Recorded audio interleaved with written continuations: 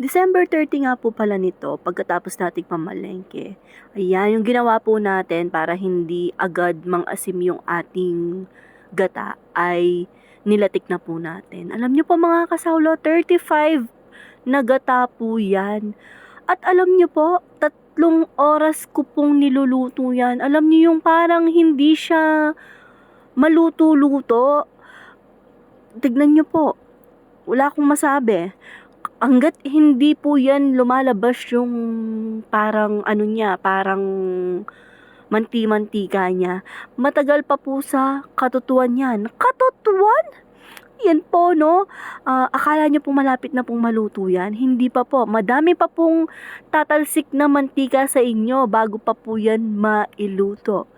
At pag ganyang itsura na po, akala nyo po luto na siya. Hindi pa rin po dahil madami nga po yan. Hindi po siya agad-agad naluluto or hindi siya agad-agad nadudulok.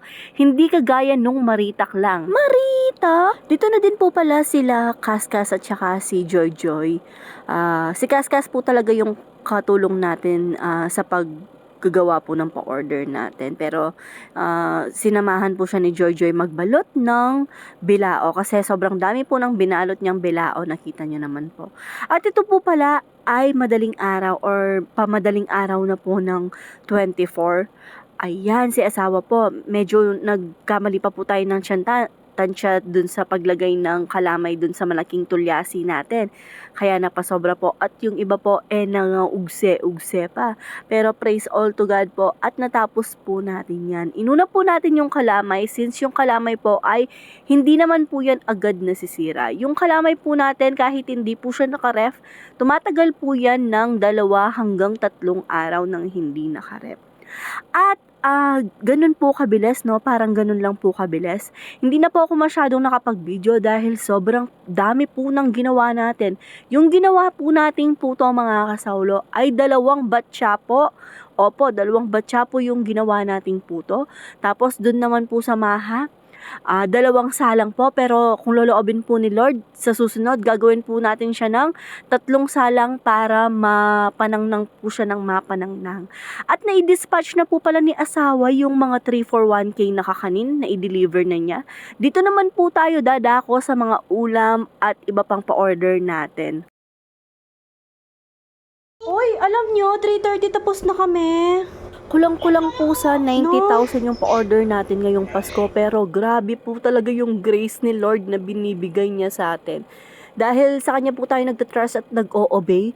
Alam niyo po, ang dami nating pa-order pero ang aga po nating natapos, praise all to God. Pero tignan niyo po, makatas na lamang ring bitis po kayong sobra pagal kasi wala po tayong tulugan dyan. Pero yung mga pamangkin po natin, pinapaidlip-idlip po natin sila pag medyo maluwag po yung time natin. Ayan po yung mga nakasama natin at saka si Sao po pala. Bale, yung nakapalanggana po na nasangkot siya natin ay para bukas po yan, December 25 po. Order po yun ni Ate Lovey, yung suki po natin na generous. Tapos meron siyang ube halaya at nagdagdag po ako ng lulutuing ube halaya para sa atin po. Meron din po palang kasama yung order niya na Maha Blanca na December 24 ng gabi ko na po niluto kasi marami po tayong lulutuin ng madaling araw. Alam niyo po, pag ang aga nating natapos magsangkot siya, nasa 6:30 po tapos na tayong magsangkot siya, kaya yung ubi alaya po natin 9:30 or mag-aalas 10 ay nailuto na po natin. Syempre si asawa pa rin po yung naggogo dyan. Tapos kita nyo po yung mga puto molder na yon. Si asawa din po yung hugas nun kasi trabaho po talaga ni asawa yon. Sabi na namin yon. At ayan po, bago tayo matulog, nilagyan ko na po ng latik yan at hahayaan ko po muna dito sa lamesa etong ating mga kakanin. Bali matutulog po muna ako at alas 3 po ng madaling araw ay nakabangon na tayo para ibalot naman po itong ating mga cordon bleu. Kasi dapat 5:30 or 6 o'clock po ay nagpiprito na si asawa ng mga cordon bleu. At inuna ko po palang nailuto itong ating bringhe. Bale December 25 po ito ng madaling araw. Kasi pag naigisa na to ay ipapain-in na lang po siya. Ito po yung order ni Ate Love na chicken asado. Ayan, yun yung unang nailuto natin. Tapos, eto po yung pangalawang nailuto natin, yung creamy beef po. Tapos, sunod-sunod na po yan. Hindi na po ako nakapag-video pa kasi 9 o'clock.